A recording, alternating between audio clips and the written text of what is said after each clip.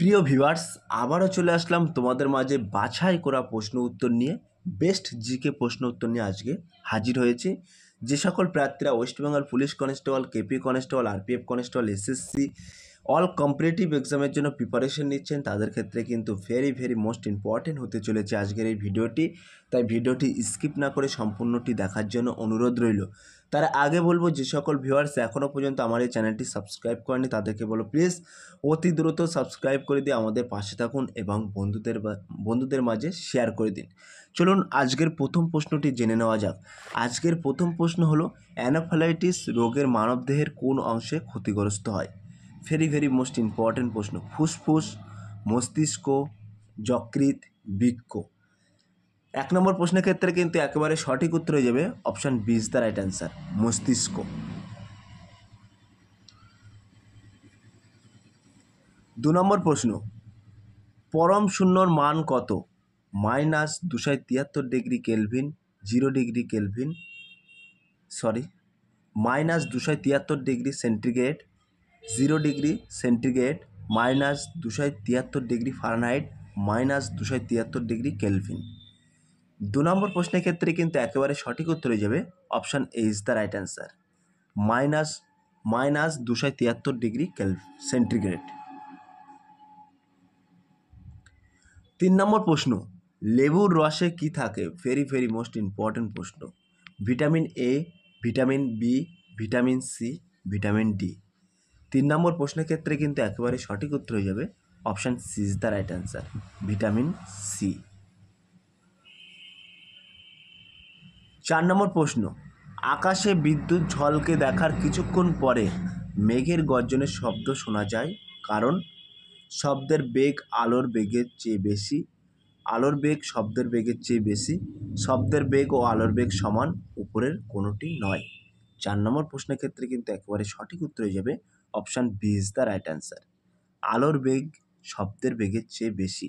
তাহলে আকাশে বিদ্যুৎ ঝলকে দেখার কিছুক্ষণ পরে মেঘের গর্জনের শব্দ শোনা যায়, কারণ হলো কিন্তু আলোর বেগ শব্দের বেগের চেয়ে বেশি বলে। 5 নম্বর প্রশ্ন, অয়েল অফ ভিট্রিয়াল কি? HNO3, H2SO4, HCl, H3PO4।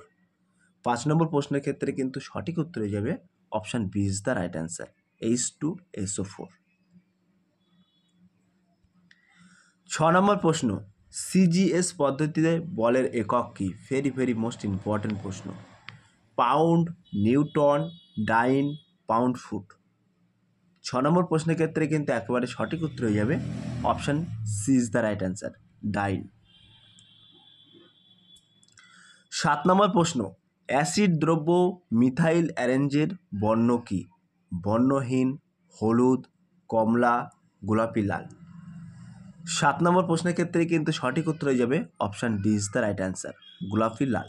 তাহলে অ্যাসিড দ্রব্য মিথাইল অরেঞ্জের বর্ণ কি? মনে রাখবেন গোলাপি, লাল। 8 নম্বর প্রশ্ন, পঞ্চতন্ত্র কার রচনা? কালিদাস, বিষ্ণু শর্মা, ভারবি, হর্ষবর্ধন।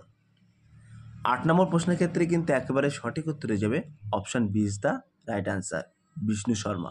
তাহলে পঞ্চতন্ত্র কার রচনা? মনে রাখবেন বিষ্ণু শর্মা। 9 নম্বর প্রশ্ন, লোকসভার স্পিকারকে পদচ্যুত করতে হলে কতদিন আগে নোটিশ দিতে হবে? ভেরি মোস্ট ইম্পর্ট্যান্ট প্রশ্ন। 10 দিন, 14 দিন, 20 দিন, 25 দিন। 9 নম্বর প্রশ্নের ক্ষেত্রে কিন্তু একেবারে সঠিক উত্তর হয়ে যাবে option B is the right answer, 14 দিন আগে কিন্তু লোকসভার স্পিকারকে পদচ্যুত করতে হলে আগে নোটিশ দিতে হবে। 10 নম্বর প্রশ্ন, বিধান পরিষদের সদস্য হতে হলে ন্যূনতম কত বছর বয়স হতে হবে? ভেরি মোস্ট ইম্পর্ট্যান্ট প্রশ্ন। 30 বছর, 25 বছর, 28 বছর, 35 বছর। 10 নম্বর প্রশ্নের ক্ষেত্রে কিন্তু একেবারে সঠিক উত্তর হয়ে যাবে option A is the right answer, 30 বছর। সো প্রিয় ভিউয়ার্স, ছোট্ট একটি অ্যানোয়েন্স, আমাদের ডেসক্রিপশন বক্সে হোয়াটসঅ্যাপ গ্রুপ লিঙ্ক এবং টেলিগ্রাম গ্রুপ লিঙ্ক দেওয়া আছে। যদি কেউ যুক্ত হতে চান ওই লিঙ্কে ক্লিক করে সরাসরি যুক্ত হতে পারেন। নেক্সট প্রশ্ন দেখে নেওয়া যাক, অর্থাৎ 11 নম্বর প্রশ্ন। 11 নম্বরের প্রশ্নের বলা আছে, সংবিধানের প্রথম সংশোধন কত সালে হয়? ভেরি মোস্ট ইম্পর্ট্যান্ট প্রশ্ন। 1950 সালে, 1954 সালে, 1956 সালে, 1959 সালে। 11 নম্বর প্রশ্নের ক্ষেত্রে কিন্তু সঠিক উত্তর হয়ে যাবে option A is the right answer, 1950 সালে। 12 নম্বর প্রশ্ন, মহাবীর ছিলেন ড্যাশ তীর্থঙ্কর, প্রথম, বিংশ শততম, 23 শতম, 26 শতম। তাহলে 12 নম্বর প্রশ্নের ক্ষেত্রে কিন্তু সঠিক উত্তর হয়ে যাবে option D is the right answer, 26তম। 13 নম্বর প্রশ্ন, কত সালে কলিকাতা বিশ্ববিদ্যালয় স্থাপিত হয়? 857 সালে, 858 সালে, 807 সালে, 859 সালে। 13 নম্বর প্রশ্নের ক্ষেত্রে কিন্তু একেবারে সঠিক উত্তর হয়ে যাবে option A is the right answer, 857 সালে। তাহলে কত সালে কলকাতা বিশ্ববিদ্যালয় স্থাপিত হয়? মনে রাখবেন 857 সালে কিন্তু কলকাতা বিশ্ববিদ্যালয় প্রতিষ্ঠিত হয়। 14 নম্বর প্রশ্ন, ম্যাপেল বৃক্ষের দেশ কোনটি? ভেরি মোস্ট ইম্পর্ট্যান্ট প্রশ্ন। Switzerland, Norway, Canada, New Zealand. 14 number প্রশ্নের ক্ষেত্রে কিন্তু একেবারে সঠিক উত্তর হয়ে যাবে option C is the right answer, Canada. তাহলে ম্যাপেল বৃক্ষের দেশ কোনটি? মনে রাখবেন কানাডা। 15 নম্বর প্রশ্ন, লোকসভার অধ্যক্ষকে কে অপসারণ করতে পারেন? লোকসভার সদস্যগণ, রাষ্ট্রপতি, প্রধানমন্ত্রী, সংসদের উভয় সদস্যগণ। 15 নম্বর প্রশ্নের ক্ষেত্রে কিন্তু একেবারে সঠিক উত্তর হয়ে যাবে option A is the right answer, লোকসভার সদস্যগণ। 16 নম্বর প্রশ্ন, সত্যজিৎ রায় পরিচালিত শেষ চলচ্চিত্র কোনটি? ভেরি মোস্ট ইম্পর্ট্যান্ট প্রশ্ন। শাখা প্রশাখা, গুপি বাঘ ফায়ার এল, গণশত্রু, আগন্তক। 16 নম্বর প্রশ্নের ক্ষেত্রে কিন্তু একেবারে সঠিক উত্তর হয়ে যাবে option D is the right answer, Agantuk. তাহলে সত্যজিৎ রায় পরিচালিত শেষ চলচ্চিত্র কোনটি ছিল? মনে রাখবেন অগন্তক। 17 নম্বর প্রশ্ন, সাঁওতালডিহি তাপবিদ্যুৎ কেন্দ্রটি কোন রাজ্যে অবস্থিত? পশ্চিমবঙ্গ, বিহার, উড়িষ্যা, ঝাড়খণ্ড।